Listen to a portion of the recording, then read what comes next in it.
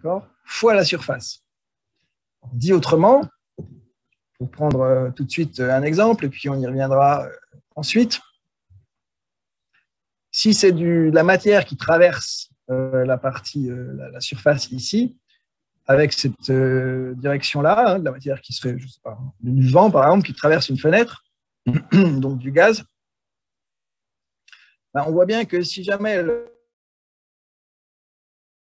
n'y a rien qui traverse, donc on comprend tout de suite l'utilité du produit scalaire entre V et N, à savoir qu'il faut quand même que pour qu'il y ait une traversée, ben, il faut au moins qu'il y ait une partie du déplacement de la matière ou de l'énergie, hein, peu importe, qui soit dans le sens de N. D'accord ? Donc, on voit tout de suite l'intérêt du produit scalaire. Et le ds, c'est simplement, ben, c'est proportionnel à la surface. Plus la fenêtre est grande, et plus il en passe. Donc, le flux élémentaire, lui, c'est sur un petit bout de surface. Et puis après, vous pouvez éventuellement intégrer sur une grande surface. Donc, voilà. Cette notion-là, je pense qu'elle n'est pas trop compliquée. En physique, on donne absolument les dimensions qu'on veut. Hein. Le défi, ça peut être de l'énergie, de la masse, de la charge, ce que vous voulez. Il suffit de changer les dimensions de V. N, en général, n'a pas de dimension, hein, c'est juste une normale, une surface. S, c'est en général une surface. Donc, V, c'est juste la quantité voulue par unité de surface. On peut aussi faire des flux par unité de temps. Hein. On peut dire que c'est des kilogrammes par seconde. Dans ce cas-là, V, ça va être des kilogrammes par mètre carré et par seconde. Ça ne change pas le problème. Monsieur ? Oui. Si on faisait par rapport à un temps, comment on pourrait avoir un vecteur temps? Parce que là, on a un vecteur surface ds. Non, mais il suffit de dire que V, c'est des kilogrammes. V, c'est toujours un champ de vecteur. Il suffit de dire que V, par exemple, c'est des kilogrammes par mètre carré et par seconde. Il passe des kilogrammes par mètre carré et par seconde. D'accord, merci. Là, vous voyez, au niveau des maths, c'est transparent tout ça. Les maths s'en moquent un peu de tout ça. C'est-à-dire qu'on donnera ensuite le sens qu'on veut. On fera un bilan de ce qu'on veut. Phi, c'est ce qu'on veut. Phi, c'est soit des kilogrammes, mais ça peut être aussi des kilogrammes par seconde. Ce n'est pas un problème. Oui, d'accord. Je pensais que le changement, c'était pour le ds, mais non, du coup. Non, non. Merci. S sera toujours une surface. Donc, le flux à travers une grande surface, ben, vous voyez qu'il suffit de faire l'intégrale du flux élémentaire. Hein, donc, c'est une intégrale double, puisque ds est un élément de surface. D'accord ? Alors, par convention, bon, ça, c'est une convention, mais il n'y en a pas qu'une possible. Mais en général, on préfère dire que la normale est vers l'extérieur d'une surface fermée. L'intérieur ou l'extérieur, c'est très arbitraire. Hein, donc, bon, voilà. Je n'en dis pas plus là-dessus, ça va dépendre des cas. Mais en général, on définit un intérieur et un extérieur. Voilà, et on préfère mettre le n vers l'extérieur. Mais ça, ce n'est pas un gros problème. Au pire, ça fait un changement de signe. Hein. Donc, bon. Sachez que souvent, on préfère les normales qui sont sortantes que les normales entrantes. Dans la limite où on est capable de définir de manière claire ce qu'est l'intérieur et l'extérieur. Monsieur ? Oui. Juste une question, pourquoi, du coup, si on prend la définition là, donc vecteur scalaire de... Oula, pardon, je vais y arriver. Le module de V fois ds fois le cosinus de V scalaire n, enfin de l'angle entre V et n. Oui, oui. Si V est confondu avec n, donc dans le même sens, oui. on a le flux qui est maximal. Mais comment ça se fait qu'on ait un plus gros flux si on est dans le même sens? En fait, j'arrive pas à comprendre ça. Parce que, alors, vous pouvez raisonner par l'inverse, c'est-à-dire que si V est perpendiculaire, vous imaginez la vitesse du vent. Si le vent effleure la fenêtre, il n'y a rien qui traverse la fenêtre. Ok. Donc, c'est quand le vent est dans le sens perpendiculaire à la fenêtre qu'on en traverse le plus. D'accord, mais une fois qu'il est... Ah non, il faut que ça soit vraiment totalement perpendiculaire pour qu'il y en ait le maximum, alors. Non, il faut que V soit dans le sens de N. Oui, oui, c'est ça, oui. perpendiculaire à la fenêtre, oui, évidemment. Hein, si vous avez un fluide qui effleure une surface, le fluide ne traverse pas la surface. Ah oui, il n'y a rien. Et puis si on est seulement un peu orienté... Voilà, ça peut être une quantité de rayonnement aussi. Les gens ils calculent l'incidence. Hein. C'est comme ça qu'on explique qu'en hiver, il fait un peu plus froid qu'en été parce que la Terre étant inclinée, l'incidence du rayonnement solaire est plus faible par rapport à la surface de la Terre. C'est pour ça qu'il fait froid au pôle Nord, parce que le rayonnement a tendance à effleurer la surface terrestre plutôt qu'à la traverser. Donc, du coup, il n'y a pas beaucoup de rayonnement absorbé, donc du coup, pas beaucoup d'énergie absorbée, donc pas beaucoup de température. Ok. D'accord. Et au niveau des tropiques, vous avez la normale entre le rayonnement solaire et… Enfin, vous avez le cosinus égal à 1, hein, puisque la normale est dans le sens du rayonnement solaire. Donc, c'est là qu'il fait le plus chaud. Ok, d'accord, merci. Voilà. Enfin, il y a d'autres considérations climatiques, mais en gros, c'est le principe. Voilà, donc le petit calcul, vous voyez, un truc très simple. Je vous fais un exemple ici. Vous prenez une surface de 2 mètres carrés, vous avez un vecteur A qui représente des kilogrammes par mètre carré, mais on met ce qu'on veut dans A. Donc la norme de A, on admet que c'est 4 kg par mètre carré. D'accord ? Combien de kilogrammes vont traverser la fenêtre ici, qui a une normale n? On calcule un flux élémentaire, c'est A scalaire nds, c'est ce que je viens de vous dire. Évidemment, il faut projeter A sur n, comme on vient d'en discuter. Si on met, pour faire un calcul très simple, un angle de 45 degrés, hein, ça va faire A racine de 2 sur 2, ds, c'est donc un scalaire. On a projeté A sur n, on a fait un produit scalaire, ça c'est donc un scalaire. A racine de 2 sur 2A, et je ne l'ai pas mis en norme ici, mais c'est la norme, c'est 4, hein, ds. Donc le flux total, vous intégrez sur les… Alors en supposant que A soit une fonction constante sur toute la surface. Évidemment, vous avez compris que tout le jeu, après, c'est pas forcément… A, c'est un vecteur qui peut être variable, et donc dans cette intégrale, il ne pourra pas sortir. Et c'est pareil, le n non plus. N, il peut être aussi variable. Et pourquoi pas? La surface, ça peut être une fenêtre un peu tordue. Donc, A et n peuvent rester dans l'intégrale et devoir être intégrés en tout point et devenir des fonctions compliquées. Mais là, ici, dans un cas très simple, si le produit scalaire A par n est bien une constante, ça sort, et vous dites sur 2 mètres carrés, ben voilà, ça vous fait 4 racines de 2 kilogrammes de je ne sais pas quoi qui aura traversé la surface. C'est le calcul pratiquement le plus simple qu'on puisse faire, mais qui comporte les idées fondamentales dont on discute. D'accord? Voilà. Alors, complication, mais dont on ne vous demandera pas forcément, enfin, vous n'aurez probablement pas trop à vous battre avec ça. Enfin, sachez que ça existe. Donc, je disais à l'instant, si la fenêtre n'est pas très droite, vous imaginez que c'est une nappe maintenant un peu compliquée. Ben, évidemment, si c'est une nappe, il faut la paramétrer par 2 paramètres. Par exemple, U et V, il vous faut une nappe 2 dimensions, donc 2 paramètres. Bon, ça peut être plus simple que ça. Hein. Par exemple, en cylindrique, ça peut être Z et θ, hein, les 2 paramètres. Là, c'est une surface un peu tordue. Allô, j'ai entendu quelque chose? Vous avez une question? Non. Donc, je disais, là, c'est peut-être un peu compliqué, mais il vous faut 2 paramètres. Ça peut être Z et θ en cylindrique, par exemple. Ça peut être une sphère aussi, où les 2 paramètres seraient θ et φ. Hein, bon.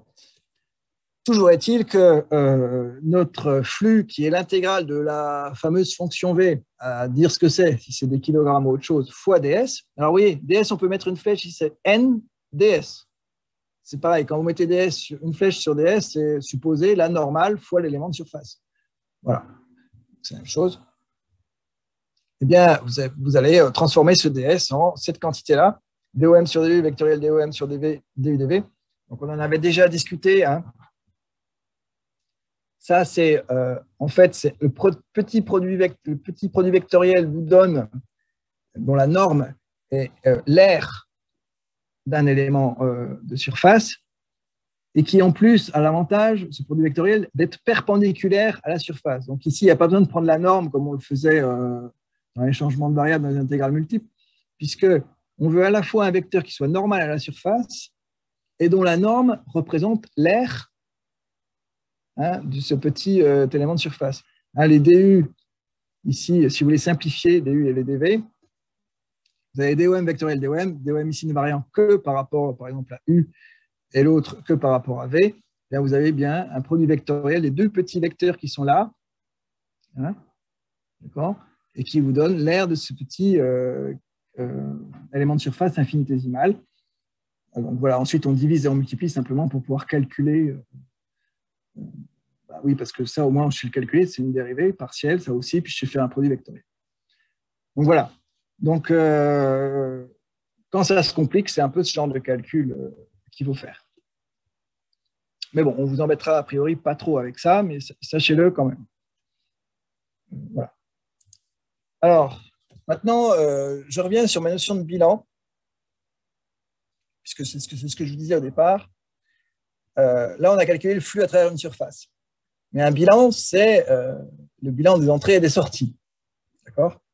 Donc, ce qu'on fait, c'est qu'on va discuter souvent, pas toujours, mais souvent, de surface fermée.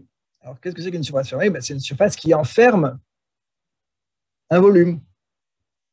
Et là, la notion d'intérieur et d'extérieur devient beaucoup plus claire. Vous vous dites, si vous enfermez un volume, N sortant, il sort du volume. Par exemple, ici, un petit chien. Et donc, le bilan qu'on veut faire, c'est le flux de la quantité V au travers de toute la surface qui enferme le volume. Et donc, on met un petit rond ici, là, pour dire surface fermée, hein, qui enferme le volume, sigma, enfin peu importe. D'accord? Ça va être l'un des buts, ça va être de faire ça.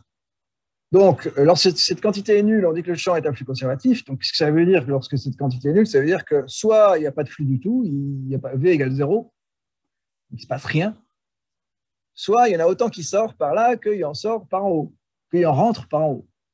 Si vous avez une quantité qui rentre, mettons que ce soit un fluide incompressible, il rentre de l'eau par ici, il en sort sur les côtés. Bon, la quantité d'eau qui est à l'intérieur reste constante. Et puis, il y a d'autres cas où c'est possible d'accumuler des choses à l'intérieur, que ce soit des charges, de l'énergie, de la matière. Donc, la physique se sert abondamment de ce genre de concept, bien évidemment. Voilà, on dit ici, de manière plus amusante, hein, tout ce qui sort par la porte, tout ce qui rentre par la porte sort par la fenêtre. Si vous avez ici une quantité A qui sort là, si elle rentre par la porte, bien sûr, le bilan à l'intérieur est nul. OK? Alors, pour arriver à finement s'intéresser à ça, c'est là que va intervenir un nouvel opérateur qui s'appelle la divergence, qu'on écrit souvent div, et qui est en fait un petit bilan de la quantité V ou A, ou, enfin, on l'appelle toujours comme on veut, hein, de ce qui est porté par le champ de vecteurs considéré. À l'intérieur, on va faire un bilan de ce qui rentre et ce qui sort sur un volume fermé, mais infiniment petit.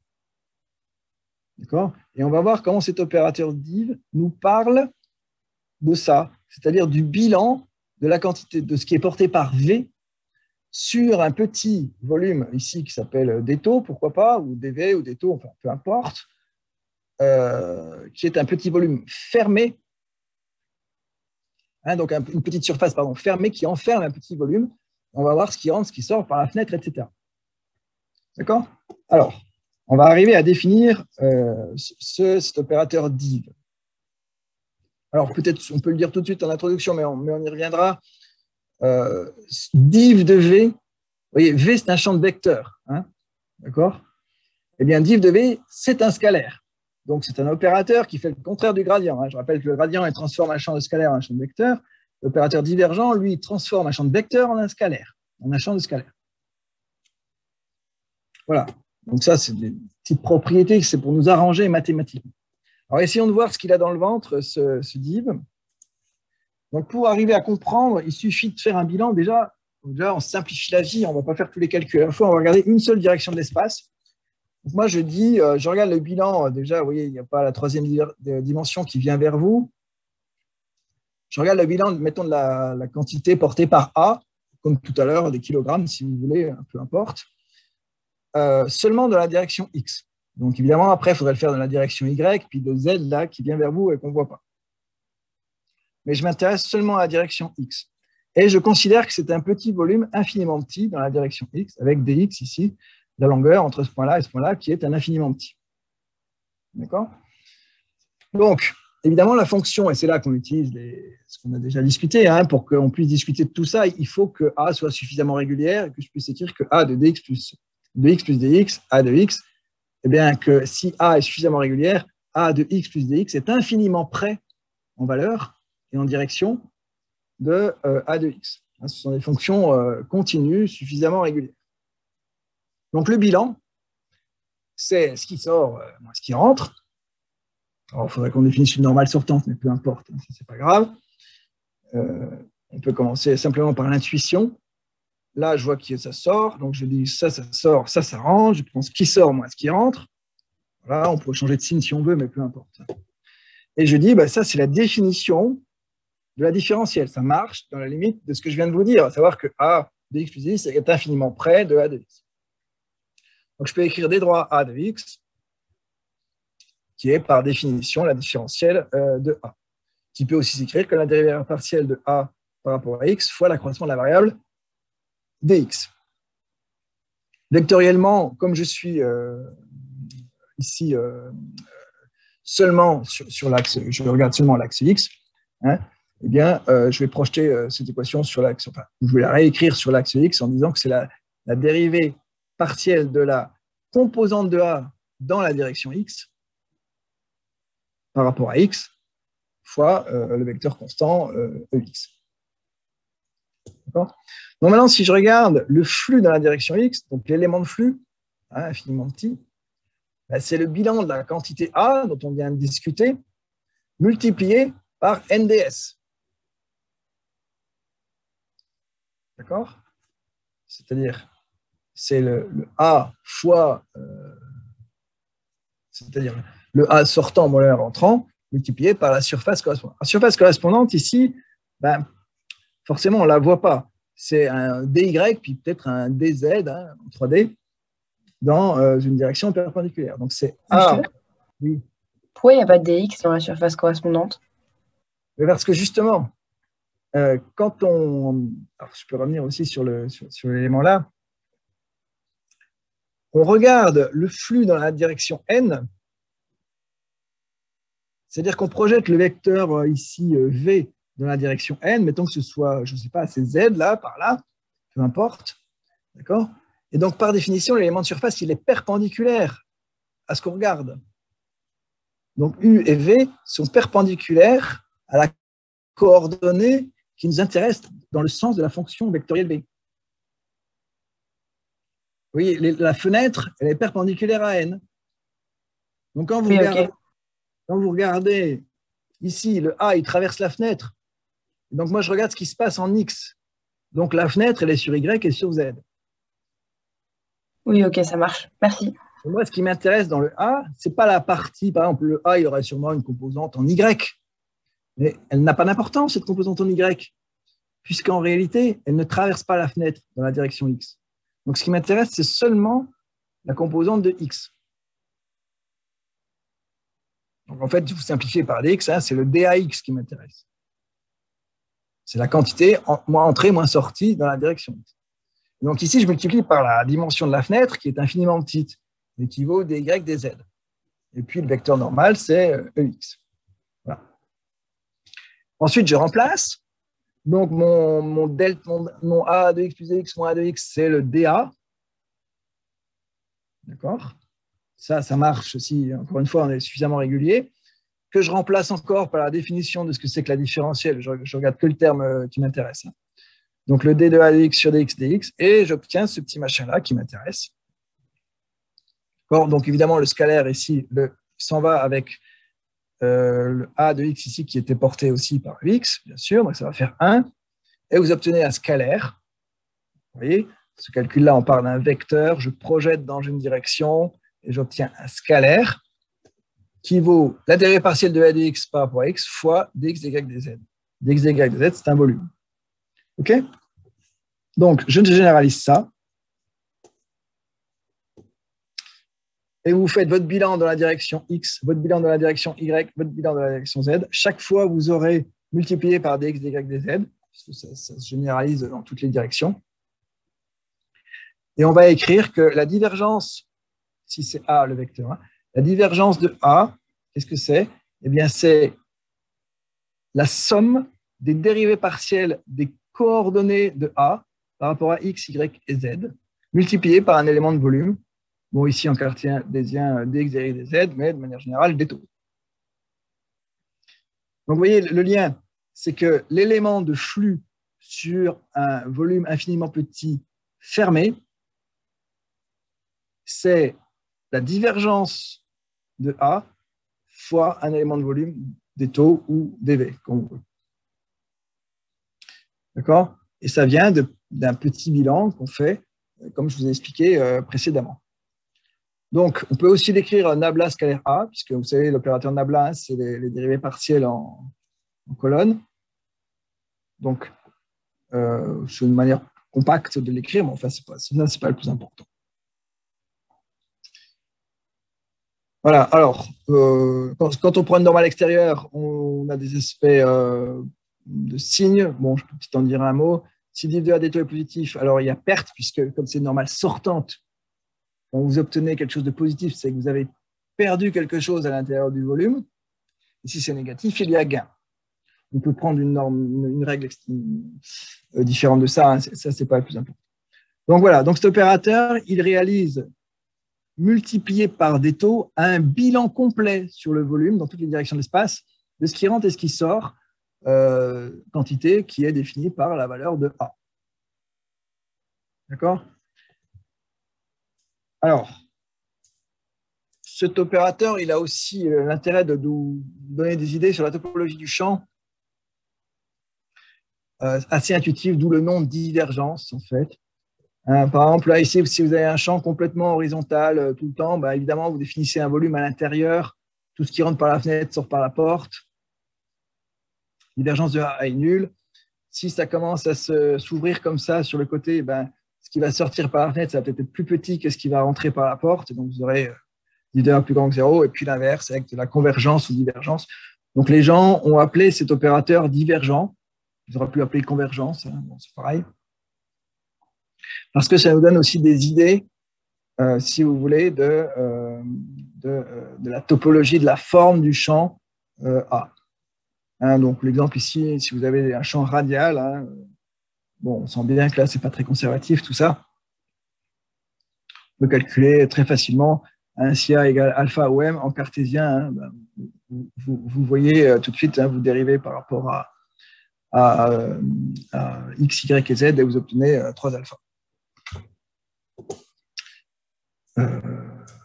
Puisque A, ça va être alpha X, alpha Y, alpha Z, voilà, dans les 3 directions. Donc, vous dérivez chaque fois et vous obtenez 3 alpha. Voilà. Donc là-dessus, je ne vais pas en dire plus. Ce qui m'intéresse, évidemment, c'est d'arriver à ça. Donc, vous allez vous servir massivement, je pense, l'année prochaine. Ce qu'on appelle le théorème de Strogatsky ou théorème de la divergence. C'est pareil. C'est la formulation intégrale de ce qu'on vient de dire, en fait. C'est-à-dire sur un volume, sur un gros volume, cette fois-ci, plutôt que de le faire sur un petit. Alors, je vais vous expliquer comment il faut le comprendre. C'est en fait assez simple. Alors, ça relie le théorème de... Alors, il faut que les fonctions soient suffisamment régulières, les surfaces également. C'est des nappes de classe C1, il ne s'agit pas qu'il y ait des trous, qu'il y ait des problèmes comme ça, ou des angles. Il faut qu'on arrive à faire toutes nos dérivées gentiment, comme d'habitude. Le D rond ici, il signifie quoi? Il signifie que c'est la surface qui enferme le volume D. Donc, on met un petit rond ici pour dire que c'est une intégrale fermée, parce que cette surface-là enferme le volume D. Et donc, le bilan complet du flux de V au travers de cette surface fermée, donc on regarde tout ce qui sort par tous les éléments, par toutes les fenêtres et les portes de cette surface-là, on va dire que c'est pareil que l'intégrale sur le volume qui est enfermé de la divergence de V fois des taux. Alors, pourquoi? On a vu que la divergence de V des taux, c'était effectivement un petit bilan sur un petit volume fermé. Mais pourquoi ça marche de manière intégrale? Alors, je reviendrai peut-être là-dessus après, mais ça se comprend assez facilement, en fait. On va regarder encore une seule direction. Donc, vous avez un grand volume fermé, et je regarde que la direction en X. Et j'admets ici que c'est ça, ma fonction V, ou A, enfin, peu importe comment on l'appelle. Si je regarde un petit carré qui est à l'intérieur, ici, il y a une quantité qui sort là, qui va être considérée comme sortante par rapport à ce cube, et une quantité qui est rentrante ici. OK. Donc, lui, ce cube-là, il va perdre ça et gagner ça. Mais si je regarde celui qui est juste à côté, puisque les normales sont toujours sortantes pour l'un comme pour l'autre, ce que celui-là avait perdu, l'autre l'a gagné. Donc, en fait, ça s'annule 2 à 2. Et ce que lui avait perdu, l'autre l'a gagné. et partout, dans toutes les directions de l'espace, pour tout le volume, sauf sur la frontière. Ce que lui, là, a perdu ici, ben, il n'y a plus rien qu'il récupère. Et ce que lui, là, a gagné là, ce n'est pas compensé non plus. Donc, en fait, quand vous faites l'intégrale sur tout le volume, des petits bilans de chaque cube, dont on a vu que c'était la divergence fois dv, c'est pareil que de faire l'intégrale sur toute la surface du bilan de V fois la surface. Et ça, c'est simplement la lecture du théorème de Strugatsky. Hein, le bilan sur tout le volume de la divergence de V des taux, c'est pareil que le bilan sur la surface qui enferme ce volume de V scalaire NDS. Ce qui est intéressant, c'est qu'il y a plein de cas où il est plus facile de calculer div de V. Vous avez vu, il suffit de calculer les dérivées partielles de chaque coordonnée puis de les additionner. Ça, c'est pas compliqué. Calculer une norme à la surface quand la surface elle est très compliquée, très tordue, ça, c'est moins rigolo. Donc, ce théorème est très important parce qu'on a souvent plus d'informations sur div que sur les surfaces. Donc, on va dire qu'un champ vectoriel à flux conservatif, c'est-à-dire tout ce qui rentre par la porte est sorti par la fenêtre, et donc sur la surface, sur le volume considéré, le flux total est nul, eh bien, il a une divergence nulle en tout point, c'est-à-dire que div de V est égal à 0. C'est-à-dire que si div de V égale 0, vous calculez facilement par les dérivées partielles, à ce moment-là, cette intégrale-là est nulle, et vous en déduisez tout de suite que celle-ci aussi est nulle. Et par conséquent, vous n'avez pas besoin de connaître la normale à la surface, ou plutôt sur n'importe quelle surface, aussi compliquée soit-elle, mais fermée, vous êtes sûr que le bilan de la quantité V sera nul. Voilà, ça c'est le théorème de la divergence, on s'en sert massivement en physique pour faire des bilans de masse, des bilans d'énergie, des bilans aussi de champ électrostatique, des bilans de tout ce qu'on veut. Et donc, voilà, donc ça c'est très important. Donc, le plus important à avoir compris, c'est que divergent, hein, qui correspond à la somme des dérivées partielles des coordonnées de V, d'accord, fois des taux, c'est un bilan sur un petit volume infiniment petit des taux fermés de la quantité qui est portée par V. Voilà. Et donc, le théorème de Strugatsky est une conséquence de cette compréhension-là. Voilà. Est-ce que vous avez des questions? Oui, est-ce que vous pouvez juste revenir vite fait sur la définition de la divergence? En fait, j'ai pas bien compris à quoi ça correspondait. C'est la... Alors, mathématiquement, c'est ça. Div de A, c'est juste cette quantité-là. Si A est un champ en cartésien, un champ de vecteurs, donc il a trois composantes, puisque c'est un champ de vecteurs, AX, AY, AZ, qui sont des fonctions de l'espace. La divergence de A, c'est la dérivée partielle des composantes de A par rapport à X, Y et Z. Et vous en faites la somme. Donc c'est souvent très simple à calculer. Et ça, c'est, là je vous montre dans une seule direction, c'est un bilan de la quantité A sur un volume des taux. Okay. Donc ça veut dire que quand div de A ici est nul, quand div de A est nul, sur un petit volume des taux, rien n'est rentré ni n'est sorti. Ou il y en a qui est sorti par la fenêtre et d'autres qui sont rentrés par la porte et ça se compense. D'accord? Donc c'est juste ça qu'il faut comprendre. D'accord, c'est juste le bilan, entre guillemets, de ce qui est rentré. De ce qui est rentré, de ce qui est sorti sur un volume infiniment petit. Ça, c'est div de A. Ok. D'accord, merci.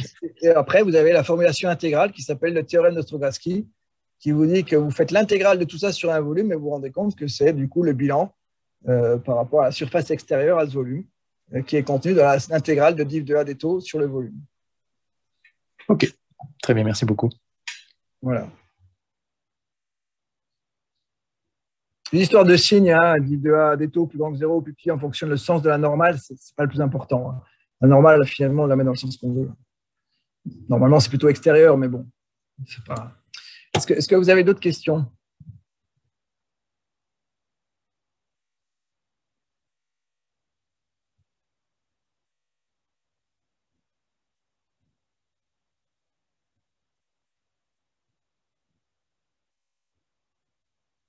Je me demandais une chose, c'est par rapport à Nabla. Vous pouvez rappeler ce que c'est, s'il vous plaît? Alors, Nabla, c'est un opérateur qui est simplement les dérivés partiels de rien du tout. Hein, Nabla, c'est un vecteur colonne où la première coordonnée, c'est D sur D rond X, mais de rien encore. C'est un truc on ne peut pas faire un dessin de Nabla. C'est D sur D rond X, D sur D rond Y, D sur D rond Z. Et puis après, il faut lui appliquer quelque chose. Donc, Nabla scalaire A, bah, ça va être D, bah, ça va être exactement ça. Hein, puisque Nabla, c'est juste le D rond sur D rond X en vecteur, colonne, ou ligne, peu importe, hein, sans rien dedans. C'est juste un opérateur qui ne comporte pas d'éléments. Il faut l'appliquer à quelque chose pour pouvoir en faire quelque chose. Ok, merci.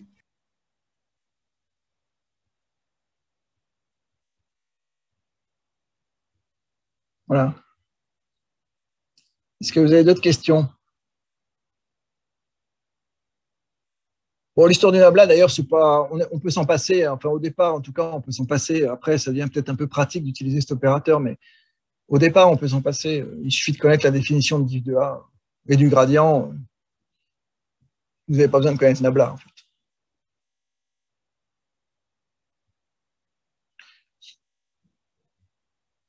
Est-ce qu'il y a d'autres questions? Ça va.